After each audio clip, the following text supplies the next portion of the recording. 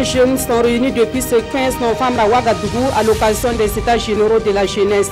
Quelle gouvernance pour une contribution optimale de la jeunesse au renouveau politique, économique et social du Burkina Faso? C'est sous ce thème que les réflexions seront axées durant les 4 jours que vont durer ces États généraux de la jeunesse. Tournée du ministre de la Sécurité dans le Sahel burkinabé, Simon Compaoré est allé remonter le moral des forces de défense et de sécurité à Bourzanga, Mentao et Tongomaël. En marge de cette sortie, le ministre de la Sécurité et celui de l'Éducation nationale et de l'alphabétisation ont échangé avec les forces vives de la province du Soum. Ils les ont rassurés du soutien du gouvernement face aux dures réalités que vivent les populations de cette province. Les universités africaines de la communication de Ouagadougou débutent demain. À la veille de cet événement, le ministre de la Communication et son homologue du commerce ont procédé à l'ouverture d'une exposition. Une exposition qui donne à voir des équipements et autres services de communication. Le ministre de la Communication est d'ailleurs l'invité de ce 20h pour parler de la 10e édition des SIACO. Et puis au Zimbabwe, des soldats sont descendus dans les rues de Harare ce mercredi. Selon l'armée, il ne s'agit pas d'un coup d'État, mais d'une opération pour éliminer des criminels de l'entourage du président.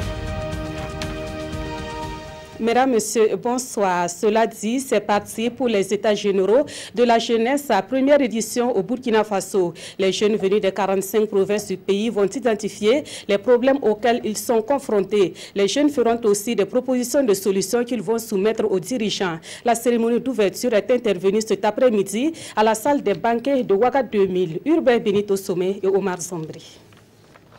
Tracer les sillons pour un renouveau politique au Burkina Faso, c'est la mission assignée à ces jeunes venus des 4 coins du Burkina et de la diaspora pour prendre part à ce premier rendez-vous post-insurrection entre les jeunes et les décideurs. Quelle gouvernance pour une participation optimale de la jeunesse au renouveau politique, économique et social du Burkina Faso? C'est sous ce thème que se tiennent ces États généraux de la jeunesse. La tenue et la réussite des États généraux constitueront sans conteste pour le Burkina Faso un challenge. Qu'il me soit permis d'inviter l'ensemble des acteurs à s'animer d'un désir profond de prendre une part utile à la nécessaire recherche des voies et moyens pour que triomphent les vertus du dialogue constructif. À ce titre, il faut éviter que les États généraux de la jeunesse ne soient compris comme une sorte de conférence nationale souveraine, ni comme un tribunal. Non. On est là pour débattre, pour se donner des idées. C'est un cadre de réflexion et de partage d'idées et de recherche de solutions à nos problèmes. Les participants, plus de 500, vont faire le diagnostic des maux qui entravent l'épanouissement des jeunes du Burkina. Ils vont aussi faire des recommandations au gouvernement. Pour le ministre en charge de la jeunesse, ces moments d'introspection collective sont importants pour un renouveau du pays. Nous allons aborder des thématiques qui vont de la formation professionnelle parce que c'est une problématique très importante. L'accès à la formation professionnelle, l'accès physique, c'est-à-dire il faut avoir plus de possibilités d'avoir accès géographiquement au centre de formation professionnelle, mais pas ça seulement, l'accès financier. Parce qu'on sait que l'accès financier pose un problème parce que le coût de la formation professionnelle reste toujours élevé, alors que la politique actuelle du gouvernement, c'est de faire en sorte que nous inversons la tendance pour avoir plus de professionnels et moins de généralistes, parce que l'expérience a montré que beaucoup de généralistes égale à beaucoup de chômage. Alors donc, c'est des thématiques, mais on ne s'arrête pas là. Je voulais évoquer les questions d'incivisme, les questions de la participation des jeunes à la politique, à la gouvernance. Il faut que toutes ces questions-là soient discutées sur la base donc, des rudiments qui vont être donnés par les experts. Les jeunes doivent être perçus comme une force qui impulse le développement économique et social d'un pays, a martelé Mahamoudou Ouedraogo, représentant des jeunes. Il a aussi réaffirmé le soutien des jeunes à la mise en œuvre des politiques gouvernementales. Et pendant ce temps, d'autres jeunes sont également réunis à Ouagadougou à l'occasion d'un forum international sur la paix. Ces jeunes sont issus de différentes confessions religieuses et ils mènent la réflexion sur le dialogue interreligieux. Leur conviction, c'est à travers ce dialogue que l'on parviendra à éliminer l'extrémisme violent afin que la paix et la tolérance règnent dans le monde. Pawadrogo Jansongo et Mounira Keri. Pour un monde plus humain et un mieux vivre ensemble, cette jeunesse s'engage pour la culture de la paix. À cette première édition du Forum international des jeunes pour la paix, L'ambition consiste à amener les participants à s'accepter et à réaliser qu'au-delà de leurs différences religieuses, ils sont tous des êtres humains, des créatures de Dieu. Nous avons fait ce que nous appelons la diplomatie religieuse pour expliquer, motiver les uns et les autres à venir et leur expliquer qu'il ne s'agit pas pour eux de renier leur foi, mais plutôt de venir entendre les autres, apprendre des autres et que justement la différence constitue une richesse et non un désavantage. Prennent part à ce forum des jeunes chrétiens, musulmans et ceux répondant de la religion traditionnelle. Ensemble, ils vont se pencher sur le thème « Jeunesse engagée dans une culture de la paix par le dialogue interreligieux ». Cette jeunesse-là est consciente que notre monde est perturbé, gravement menacé.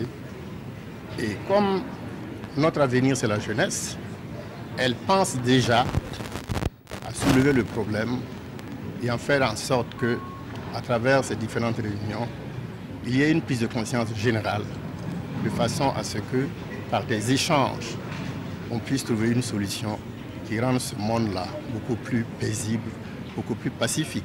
Ce forum se tient grâce au soutien de l'ONG Religions for Peace, un réseau interafricain qui œuvre pour la promotion d'une véritable culture de la paix à travers le dialogue interreligieux. Autre point de l'actualité, plus de 7700 cas de dengue ont été enregistrés jusque-là au Burkina Faso et l'on s'achemine vers une maîtrise de la maladie. L'information est donnée par le ministre de la Santé à l'issue du Conseil des ministres de ce mercredi. Le Conseil s'est également penché sur d'autres sujets tels que la création d'un comité national du système d'information policière de l'Afrique de l'Ouest. Plus de précisions avec Adama Guiti et Tanga Kafando. Le Conseil des ministres de ce mercredi 15 novembre a adopté un décret portant création, composition, attribution, organisation et fonctionnement du Comité national du système d'information de l'Afrique de l'Ouest. Il faut savoir que c'est un système régional qui est relié à Interpol, qui va permettre donc à notre pays de participer donc à cet échange de données de police, qui va permettre également de numériser un certain nombre d'éléments afin justement qu'il y ait une accessibilité, une disponibilité à même de satisfaire le travail de la police. Au titre du ministère de l'administration territoriale et de la décentralisation, le Conseil a fait le point de l'organisation du Hajj 2017. Il y a nécessité donc d'avoir une réflexion sur cette question-là. Et donc le Conseil a décidé que sur ces questions-là, donc, nous allons mettre en place rapidement un diagnostic qui va nous permettre la mise en place de nouvelles instances pour gérer ce Hajj-là, avec l'implication très forte donc, au niveau de l'organisation du ministère des Affaires étrangères, notamment avec tout ce qu'il y a comme consul au niveau donc, de l'Arabie Saoudite. Les communications orales ont porté entre autres sur les dispositions sécuritaires prises pour permettre l'effectivité des cours dans les régions du Nord, de la boucle du Mouhoun et du Sahel. Elles ont également porté sur le bilan de l'épidémie de la dengue, précision du ministre en charge de la Santé. En 2016, toute l'épidémie, nous avons eu 1561 cas probables. Mais cette année, à la même période, nous avons 7420 cas probables. Aujourd'hui, nous voyons qu'on meurt moins de la dengue. Autre sujet en lien avec la santé, la pré-rupture du stock de salbutamol ou ventoline en spécialité, un médicament utilisé par les asthmatiques en temps de crise. Le laboratoire qui fabrique ça, qui s'appelle GlaxoSmithKline, a quitté le Burkina en 2016 et ne veut plus approvisionner le Burkina. Nous avons une solution qui va faire venir environ 5000 doses dès lundi, mardi. Nous avons une consommation de 8000 doses par mois. Et nous avons commandé près de 100 000 doses qui vont arriver, bien sûr, par bateau, en milieu du mois de décembre. Le gouvernement a félicité les étalons et tous les acteurs du football burkinabé pour la grande victoire contre l'équipe du Cap-Vert. Dans l'actualité également, c'est demain 16 novembre que débutent les UACO, les universités africaines de la communication de Ouagadougou. En marge de cet événement qui est à sa 10e édition, il se tient une exposition de matériel, d'équipement et d'autres services de communication. Cette exposition a lieu à la salle de conférence de Ouaga 2000 et son ouverture est intervenue ce jour même. Rasmani Zundi, Nathalie Sawadgo, Navaloum. Exposition de matériel, équipements et services de communication et d'éthique, les technologies de l'information et de la communication, c'est l'avant-goût de la 10e édition des UACO, les universités africaines de la communication de Ouagadougou. Pendant 72 heures, des entreprises de presse, des fournisseurs de services informatiques et des instituts de formation exposent leurs produits, leur savoir-faire au public burkinabé. La communication, dans les aspects divers, est un secteur extrêmement porteur en termes de création d'emplois, mais en termes également d'innovation. Et vous avez donc des acteurs à différents niveaux, les acteurs au niveau de la presse conventionnelle, mais également tous ceux qui accompagnent cette presse-là, avec notamment des fournisseurs d'accès Internet, on parle des médias sociaux, mais également des fournisseurs de matériel divers. Donc c'est un peu le sens que nous donnons à cette visite-là, et c'est d'ailleurs pour ça que le ministre du Commerce nous a accompagnés, parce qu'on voit la communication ou le monde des médias uniquement comme un élément de contenu, c'est oublier ici tout ce qui est élément de contenance, c'est-à-dire tout ce qui est la technologie, tout ce qui sont les moyens qui sont derrière. Le ministère du Commerce accompagne ces acteurs dans le cadre de la promotion de l'innovation technologique et de leur diversification. Nous sommes en train d'aller encore à un autre niveau de la communication et nous sentons que tout le monde est en marche. Chacun est dans ce registre et dans ce réseau. Donc nous sommes pleinement acquis donc, pour les accompagner partout où il sera donc utile que nous intervenions. La 10e édition des UACO s'ouvre officiellement demain. Une édition qui fera la part belle aux médias sociaux et formation des opinions en Afrique. Et pour parler justement de cette 10e édition des UACO, nous recevons dans ce journal le ministre en charge de la communication, M. Rémi Fulgence Dandjinou. Bonsoir, M. le ministre. Bonsoir, madame. Alors, après le rendez-vous manqué de 2015, est-ce qu'on peut parler d'une renaissance ou d'une relance des UACO? Bon, je pense que l'essentiel pour nous, c'était véritablement de remettre ces UACO sur les rails. Il y a eu effectivement un certain nombre de raisons qui ont empêché la tenue en 2015, notamment la situation politique et socio-économique de notre pays. Et puis nous avons aussi voulu que les UACO soient plus en phase aujourd'hui avec notre réalité. Alors pas de renaissance parce que les UACO ne sont pas morts, mais d'une relance en essayant donc de lui donner une dimension qui soit plus véritablement en phase avec l'environnement économique de notre pays aujourd'hui. Peut-être moins de folie en termes notamment de faire venir des participants du reste du monde entier, une participation qui est beaucoup centrée sur l'Afrique de l'Ouest et l'Afrique, afin justement que dans le cadre de nos échanges dans l'espace CEDEAO-UEMOA, nous puissions tenir compte d'un certain nombre de partages de connaissances et d'informations. Alors les UACO se tiennent donc sous les thèmes médias sociaux et formation des opinions en Afrique. Encore est-ce que ce thème-là est-il pertinent? On a parlé justement de l'événement de 2015. Vous savez bien que les réseaux sociaux jouent aujourd'hui ont joué plutôt un rôle déterminant dans la maturation des opinions. Tous les acteurs de la société civile, y compris les journalistes, ont pendant des années utilisé ces canaux-là pour participer à donner de l'information, à faire monter en puissance le niveau de citoyenneté, de participation politique des différents acteurs. Et donc, ils jouent un rôle important. Et aujourd'hui, nous avons une situation où vous avez des médias traditionnels qui sont face à ces réseaux sociaux, qui parfois les utilisent, ou parfois les concurrences. Et malheureusement, pour des raisons notamment de la nature de nos médias, les populations ont tendance à se dire ce qui est dans les réseaux sociaux est vrai. Alors que vous avez véritablement également à ce niveau-là, tout comme dans la presse de façon générale, nécessité de regarder les choses avec beaucoup de parcimonie afin de trouver le juste milieu. Mais quoi qu'il en soit, dans tous les pays africains, vous le voyez, quand il y a une crise, les gens essayent de contrôler les réseaux parce que c'est le canal aujourd'hui prioritaire, privilégié de tous les acteurs, presse compris, pour pouvoir mettre à disposition des populations le minimum d'informations pour créer cette participation et cette conscientisation. Et le succès des UACO dépendra aussi de l'ampleur de la participation. Vous l'avez tantôt évoqué. Est-ce qu'à la veille de l'ouverture de cet événement, on peut avoir une idée de ceux qui vont véritablement prendre part à cet événement? En fait, le comité scientifique, le conseil scientifique comme on l'appelle, a fait un appel à candidats à production intellectuelle, publication. Donc ils ont retenu un certain nombre d'acteurs. Il y a essentiellement un Français, un Camerounais et des Burkinabés.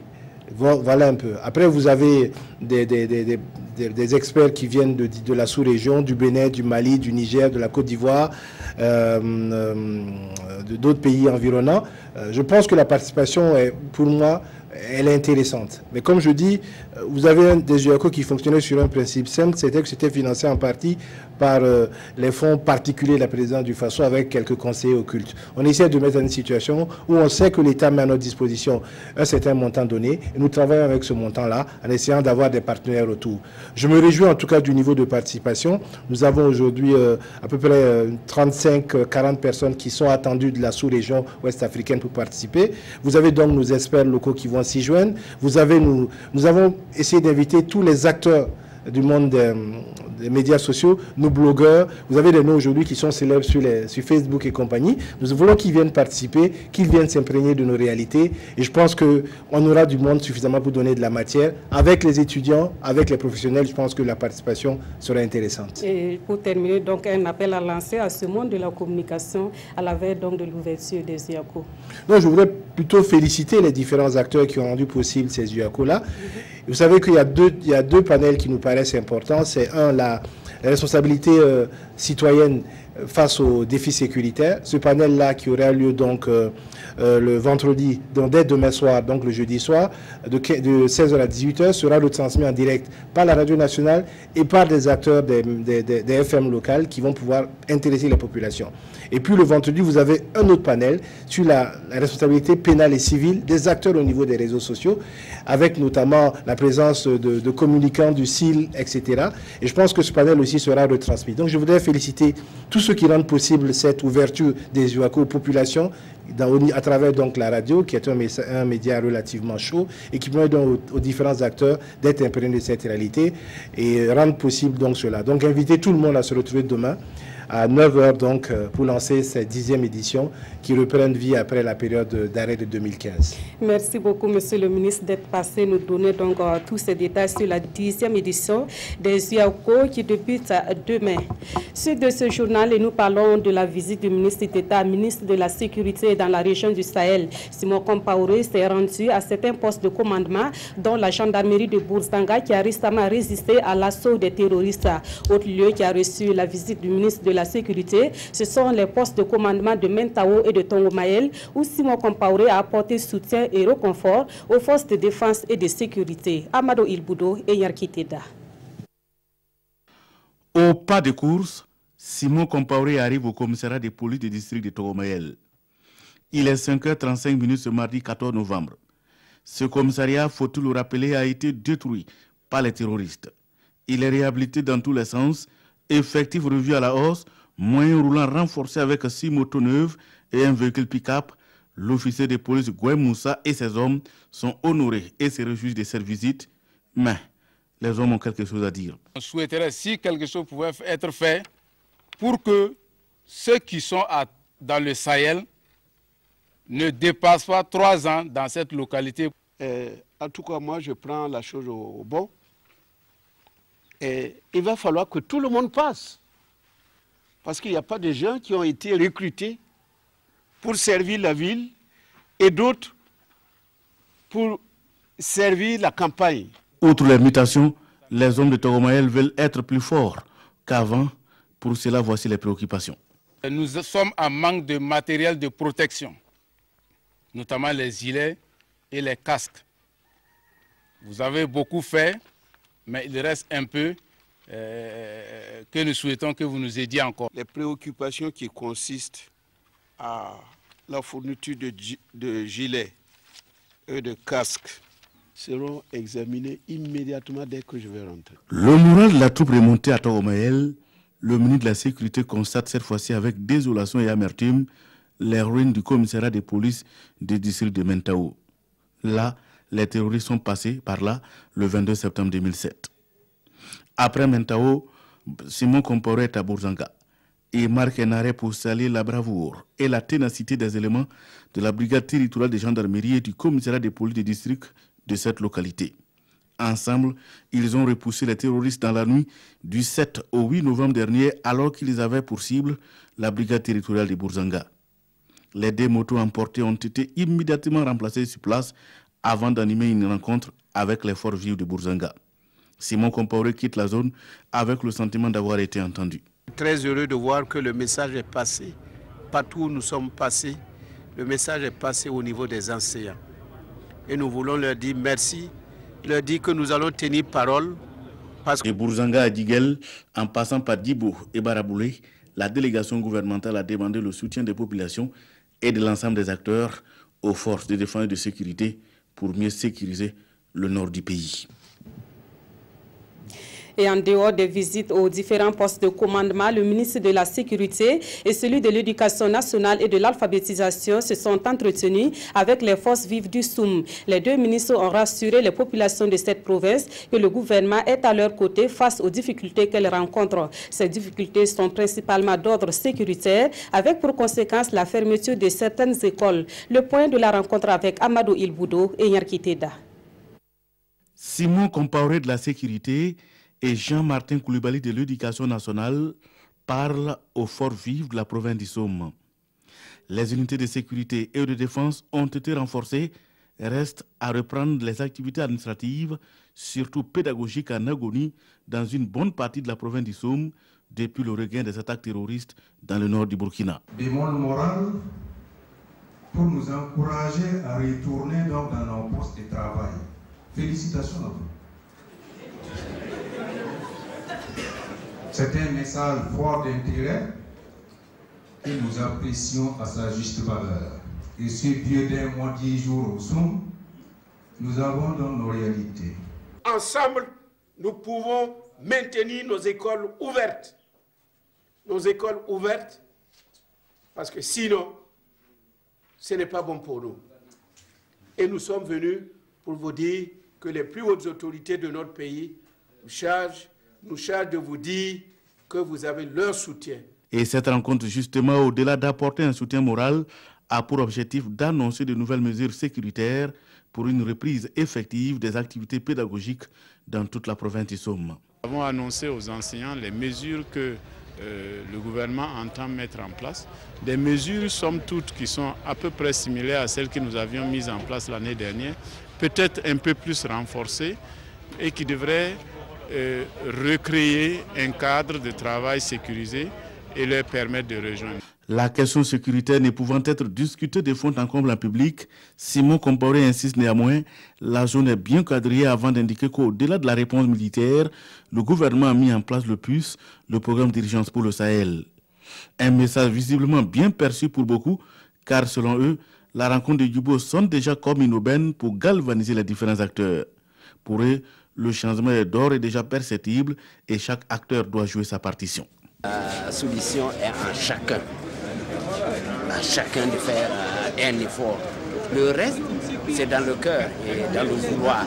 Ça commence à aller, même si ce n'est pas totalement fini. Nous arrivons à dormir quand même actuellement. Nous nous sentons sécurisés. Simon Compaoré s'est engagé aux côtés de Jean-Martin Koulibaly à faire en sorte que les dossiers des agents de la fonction publique dans cette zone soient traités avec diligence. Retour à Ouagadougou pour parler de cette prestation de serment à la Haute Cour de justice. Les juges parlementaires et leurs suppléants de cette juridiction ont prêté serment ce 15 novembre. La prestation de serment fait suite à la modification intervenue dans la composition de la Haute Cour de justice qui comprend désormais une chambre de première instance et une chambre d'appel. Le reportage de Roger Kam et Maxime Zongo. On se rappelle que la première tentative de la Haute Cour de justice chargée de juger les membres de l'ex-gouvernement Tiao avait tourné court pour cause d'inconstitutionnalité. Après le toilettage des textes, les choses bientôt sur rail avec cette prestation de serment. Après la décision du Conseil constitutionnel, il s'est révélé nécessaire de modifier la loi qui avait des insuffisances parce que le double degré de juridiction n'était pas prévu. Donc la loi a été modifiée. Maintenant, au niveau de la Haute Cour de justice, il y a non seulement la chambre de première instance, il y a également la chambre d'appel. Cela veut dire que si vous êtes jugé en première instance et que vous n'êtes pas satisfait de la décision, vous pouvez faire appel et la chambre d'appel pourra statuer. Ce sont donc les juges parlementaires de la nouvelle chambre d'appel qui sont concernés par cette prestation de serment. Ils sont au total 12, dont 6 titulaires et 6 suppléants. Maintenant que c'est traité et que les juges parlementaires ont prêté serment, nous allons nous réunir bientôt et puis on va trouver une date pour la reprise. On n'avait fait que suspendre. La chambre d'appel, faut-il le préciser, est composée de 9 juges dont 6 députés élus pour la durée de la législature et 3 magistrats de grade exceptionnel. Cette prestation de serment fait office d'installation officielle. La crise à l'arrondissement 3 de Ouagadougou est loin de connaître son épilogue. Les militants de l'UPC, parti dont le maire est menacé de destitution, ont manifesté leur mécontentement aujourd'hui devant le Haut-Commissariat du Kadiogo. Les militants réagissent ainsi à la décision de l'autorité provinciale d'entériner la motion de destitution du maire UPC de l'arrondissement 3 de Ouagadougou. Konsoun Koulibaly et Zoubavier David Dabiri. Monsieur le Haut-Commissaire, le plus inquiétant, c'est le fait que la liste des conseillers ayant examiné la motion comporte 4 procurations gardées secrètes par vos soins. Or, le procès verbal et la liste de présence de toute session doivent être rendus publics. Que cachez-vous aux populations de l'arrondissement 3? Sur un ton incisif, Rabi Yamiogo déclame ici un réquisitoire à charge contre le haut-commissaire du Kadiogo. Le responsable provincial de l'Union pour le progrès et le changement et ses militants accusent Brahma Savadogo de prendre parti dans la crise qui secoue le conseil municipal de l'arrondissement 3 en validant 4 procurations qu'il qualifie de fictives lors de la session du 6 novembre dernier. Laquelle session a vu la destitution de Renato Savadogo, élu sous la bannière de l'UPC, l'Union pour le progrès et le changement. Ces militants mettent donc en cause la crédibilité du scrutin, dénoncent des actions qu'ils qualifient de manœuvres rétrogrades et exige la transparence dans cette affaire. Rabi Yamiogo dit tenir pour responsable les autorités régionales quant à la dégradation du climat social dans l'arrondissement 3 et rassure ses militants sur la détermination du Parti du Lion à résister contre cette destitution. Et dans cette perspective, Zéphirin Diabré et d'autres leaders de l'opposition politique sont attendus demain dans l'arrondissement 3 pour soutenir le maire destitué, nous confie Rabi Yamiogo. Autre point de l'actualité, des experts en communication se mettent aux côtés du ministère de la Culture, des Arts et du Tourisme. Ils appuient ce ministère dans la définition d'un plan stratégique de communication. Communicateurs et acteurs du ministère de la Culture, des Arts et du Tourisme sont réunis à Koudougou pour échanger sur leur collaboration. Kwale Nebié et Maxime Zongo. Une bonne communication pour une meilleure visibilité des actions du ministère, voilà tout le sens de cette initiative.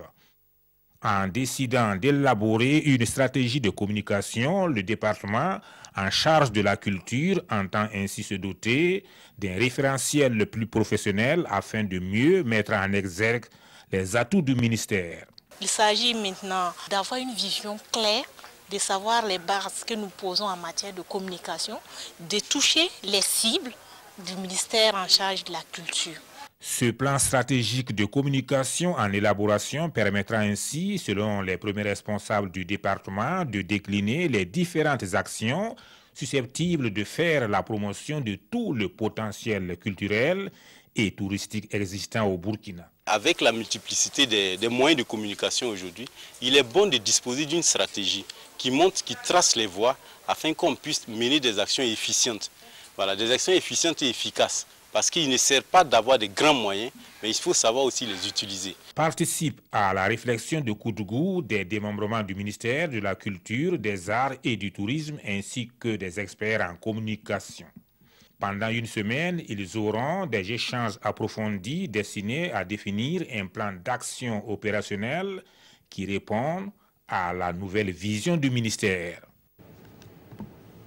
Et puis, les technologies de l'information et de la communication sont de plus en plus au service de la santé. L'utilisation des TIC dans la lutte contre la mortalité infantile est au cœur d'un projet de l'ONG Terre des Hommes en collaboration avec le ministère de la Santé. Le projet mis en œuvre pendant 3 ans au Burkina Faso a été un succès, d'où le processus de son transfert au ministère de la Santé. Issa Ouedraogo, Sanoua Christine Koulibaly. Réunis en petits groupes, les participants à ce cadre d'échange examinent les différents aspects du projet IEDA Integrated e-Diagnostic Approach.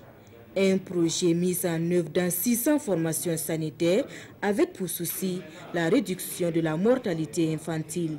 Ce projet est venu avec une innovation particulière parce qu'on utilise les nouvelles techniques de communication et il y a un portable qui est utilisé, une tablette où on a digitalisé les directives, le processus de consultation et l'agent de santé utilise ce processus pour pouvoir aboutir à un diagnostic.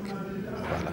Donc déjà, ça permet aux agents de santé de ne pas omettre certains symptômes et signes et de pouvoir voir l'enfant de façon holistique.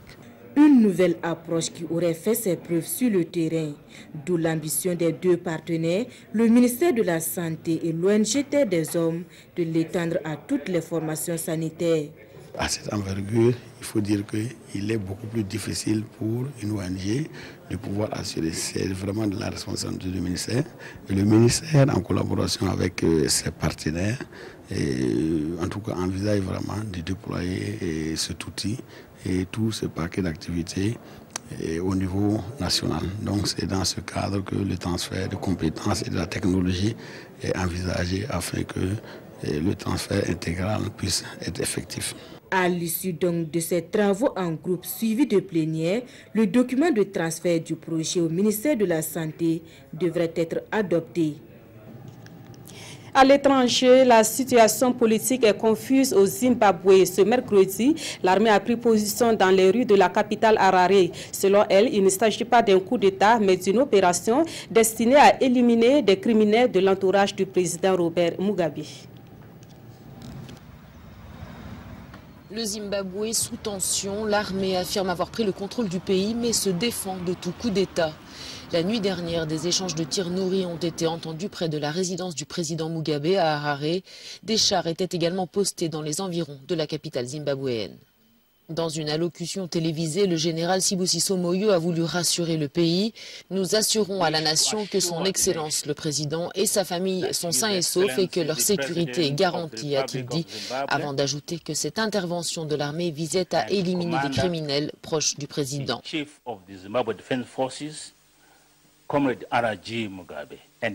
Âgé de 93 ans, Robert Mugabe dirige le Zimbabwe d'une main de fer depuis près de 40 ans.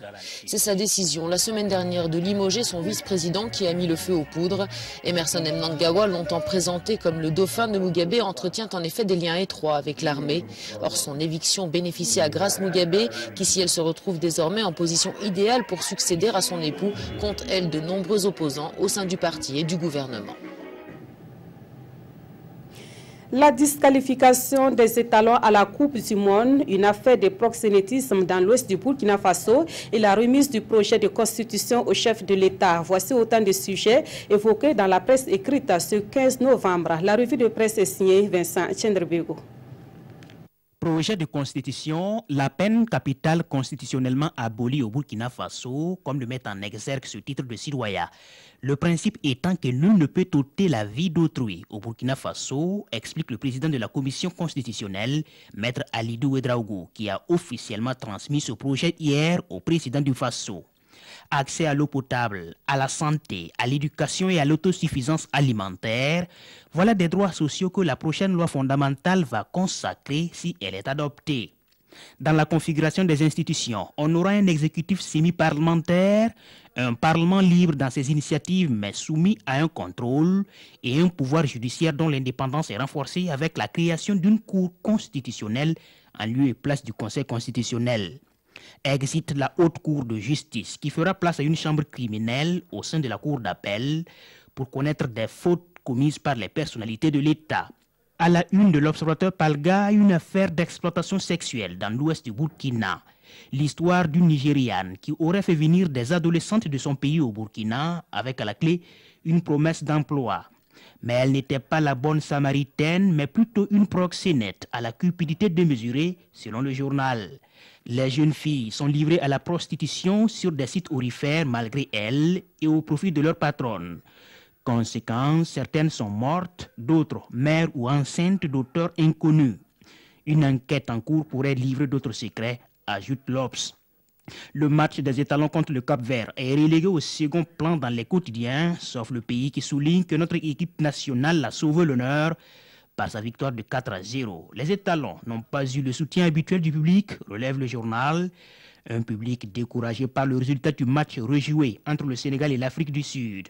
En définitive, le Sénégal conserve son ticket qualificatif pour le mondial, quel que soit le verdict du tribunal arbitral du sport en décembre prochain. Et c'est la fin de ce journal. Merci de l'avoir suivi. La dernière édition du jour, c'est à 22h30 avec Ruth Bini Ouattara. Merci de votre fidélité à la RTV.